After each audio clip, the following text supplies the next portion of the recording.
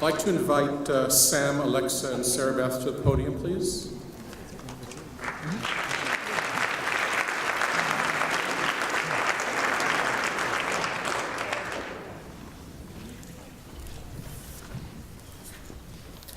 Gateways, all I can say is thank you. Since I started as a volunteer, my eyes have been opened to a new world. You have sparked a fire in me that will never be able to be extinguished.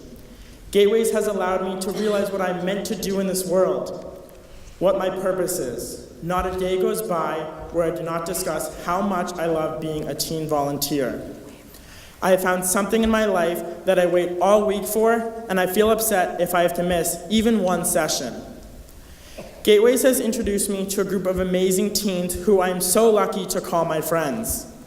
Each and every one of us has been impacted by Gateways, but I want to share 2 of my Gateways experiences with you tonight. Last year, I had the opportunity to help one of my fellow volunteers in the classroom. We worked with a truly amazing kid who I am so lucky to now be able to work with this year. This kid is exactly how I want my kids to be. He always comes into the program with a smile on his face and is always eager to participate in that week's activities. He has started to learn for his bar mitzvah, and it is such an amazing experience to see his progress unfold right in front of me. Each week, we review the blessings that he will recite, and each week, he gets better and better. It fills me with so much happiness and pride to see how much he is achieving, and that I am playing a part in helping him reach this important Jewish milestone. Another student I worked with last year had a hard time concentrating on his work. I was given the opportunity by Gateways to come up with an approach to this dilemma. I decided to give him some tokens that he could use to ask questions that were off topic. Over time, he realized that he could save his tokens for later if he thought about the relevance of his questions. Through this process, he began to save his tokens and ask more questions that were on topic than off topic. This was a huge accomplishment for the student and for me. Gateways has taught me that every student learns in a different way, and if one way of teaching does not work, it's time to try a different approach. This is something I use more and more in my everyday life since I became a volunteer. I would like to thank both Nancy Mager and Mia Hyman for giving me the opportunity to become a teen volunteer. If it was not for Gateways, I would not have found my passion and purpose in life. Thank you.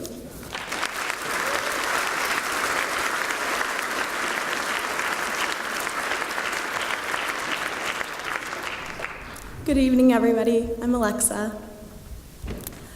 For 6 weeks during the summer between my junior and senior years of high school, I was in a tiny village outside the city of Phnom Penh in Cambodia, volunteering at an orphanage called Home of Hope. Despite its ironically cheerful name, the orphanage felt more like a disturbing asylum from an ancient time. The metal cots were lined up like military barracks, and the place reeked of the pungent smell that attracts flies to the mountains of trash that litter the cities. That summer, the orphanage was home to 18 boys between the age of 4 months and 18 years, all of whom had been abandoned by their destitute families because of their intellectual and physical disabilities. Their needs were so great and the orphanage's resources so few that it was overwhelming to think about how we can make a difference. Our formal assignment was to create a sensory garden for the boys, but mostly our volunteer group provided them care and companionship. Yet despite these challenges, I was confident that I had the skills and tools needed to help these boys because of my training and experience as a Gateways teen volunteer. When, at the age of 14, I began working as a one-to-one aide in the Gateways Sunday program, I already understood the importance of inclusion for children with special needs more than most people my age. Growing up, my younger brothers, who both have developmental and social challenges, were the props for my pretend play. They're only 17 months younger than me, so I didn't really understand why I had such a difficult time getting them to play their roles as chefs or students or animals in my elaborate scenes. I was still too young to realize that their limitations kept them from understanding imaginary play the way I did. My frustration with their inability to engage with me evolved into patience and compassion as I grew to appreciate their unique strengths and untapped potential. In my first year as a Gateways volunteer, I looked forward to Sundays all week long, when my brothers, Josh and Ari, and I would all pile into the car together at 7:30 a.m. and drive 45 minutes to Newton so we could arrive at 60 Stein Circle with just a few minutes to spare. Josh was a senior and in his second year as a teen volunteer, and Ari was a student in the program. When I got there, I would lay colored tape from the front door to their respective classroom entrances so that the students could more independently find their way to class. Each year as a teen volunteer brought new learning opportunities and meaningful experiences. In Rebecca's classroom, as we taught the kids about holidays, I deepened my own Jewish identity while helping my student Anna shape hers. My goal was to help Anna feel included in her synagogue and at her family's table on Shabbat. During the 2 years I was Anna's volunteer, she learned to independently recite all of the Shabbat blessings. One of my greatest pleasures was attending Anna's bar mitzvah and seeing the culmination of our work together. Junior and senior year in Ariel's class brought a new set of challenges. With Jacob, I always had to be on my feet, alert and reinforcing positive behaviors. My goal that year was to teach him to feel comfortable being in a Jewish environment. With Harrison, my senior year, my goal was to figure out how to best communicate with him, and to hope that being present in a Jewish environment would bring him a measure of joy. Being a teen volunteer meant that I developed a camaraderie and a sense of teamwork with the other volunteers and with my teachers. During our weekly training sessions, I learned tangible skills that I was immediately able to apply in the classroom, whether that was through prompting my students to speak using communication device or using sign language. When I was touring Vanderbilt during my junior year, I sat in on a special education class called Introduction to Exceptionality. The teacher gave a quiz that I took for the fun of it, and I was surprised that I knew every single answer. That knowledge came from my Gateways training. Gateways holds a special place in my heart, and it has been a constant source of passion and learning that has served me well beyond my cherished Sunday mornings at 60 Stein Circle. My parents have always ensured that my three brothers and I find meaningful ways to engage in Tikkun Olam and develop our own individual Jewish identities, whatever that may look like for each of us. At its very core, Gateways' mission, to enable every Jewish child, despite his or her needs, to become a successful participant in the Jewish community, aligns precisely with my upbringing. As a Gateways teen volunteer, I found that promoting the inclusion and empowerment of children with special needs into the broader Jewish community is exactly what helped define my Jewish identity. Thank you.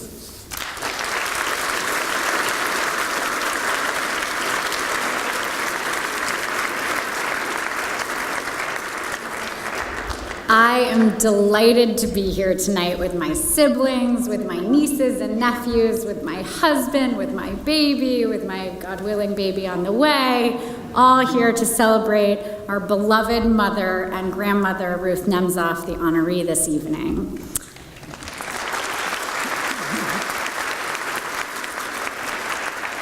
As you've heard, my mother has been a longtime advocate for inclusive education and social justice. She truly believes that education has to meet the needs of every child and not vice versa. As a New Hampshire legislator, she advocated on behalf of women with children with disabilities.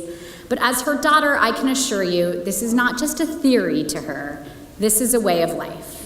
When she was living in New Hampshire, my brother Seth, a child who loved to learn and was fascinated with Judaism, was going to a school where evidently the teacher pulled my mother aside and said, "If I were you, I would take him to another school. He's getting made fun of because he likes to read the newspaper." So my mother realized, all right, I gotta find another place for him. And so she looked far and wide and found a school in another state that she felt would meet both the Jewish rigor and the academic rigor that would help him thrive. The only problem was the school was 90 minutes away. So she went through carpooling heroics to make sure he had access to an education that suited him. A lot of parents bemoan carpooling, but I think my mother takes the cake. It was grounded in that belief that my mother became so excited about the work of Gateways, because she knew that Gateways was opening doors for kids who had been traditionally marginalized in the Jewish community. More than 15 years ago, and through my mother's interest in Gateways, she got me involved, and I became one of the first teen volunteers for Etgar Lanoa, now Gateways. At the time, I'd been in Jewish camps and Jewish schools, but I'd rarely interacted with kids like those I met as a volunteer. I still remember entering the classroom, and my first thought was, wow, these kids are so different than I am. But over the months that we got to know each other, we sang, we read stories, we delighted in Jewish education together, and the differences washed away, and our shared joy of learning became our focus. When you enter a classroom like the one I volunteered in years ago, you realize that traditional ways of teaching just don't meet the needs of every child. I became obsessed with this idea, that not everyone is lucky enough to be part of Gateways, or to have a mother that both has the means and the will to be able to drive miles and miles to secure a good education. Now, 15 years later, I work on this issue full-time at Teach for All, a network working to ensure that all children can enter a classroom as joyful and as purposeful as the one I volunteered in years ago. Tonight has been so incredible for me to see, because it's hard to imagine that this many people would be gathered for the program that I volunteered in and was a part of 15 years ago. It's really just amazing to see. I know that the teen volunteers who are being celebrated tonight are going to be forever changed by their experience with Gateways, and that it will have a lasting impact on their life choices. I know this because it's impossible not to encounter the students in the Gateways program and not be moved by their potential. I know it because I experienced it.